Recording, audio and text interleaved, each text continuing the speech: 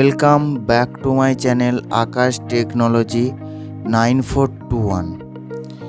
আজকে আমি Microsoft office ওয়ার্ডে একটা ট্রিক্স দেখাবো।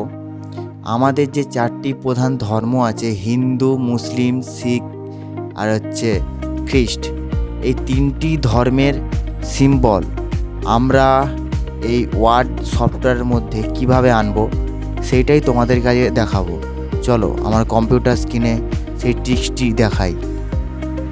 প্রথমে হিন্দু ধর্মের সিম্বল আনতে হলে যেটি টাইপ করতে হবে 0950, তারপর অল্ট এক্স। দেখো আমাদের হিন্দু ধর্মের সিম্বল হয়ে গেল। এরপরে আমরা মুসলিম ধর্মের সিম্বল আনতে হলে যেটি টাইপ করব 262 ক্যাপিটাল এ, আবার অল্ট এক্স। দেখলে মুসলিম ধর্মের সিম্বল চলে এলো। এরপরে আমরা আনবো শিখ ধর্মের সিম্বল 262 ক্যাপিটাল সি, তারপর অল্ট এক্স। দেখো শিখ ধর্মের সিম্বল চলে এলো।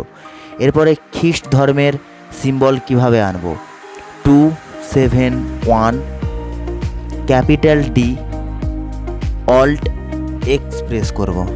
দেখলে আমাদের হিন্দু, মুসলিম, শিখ, খ্রিস্ট এই চারটি ধর্মের সিম্বল চলে এলো।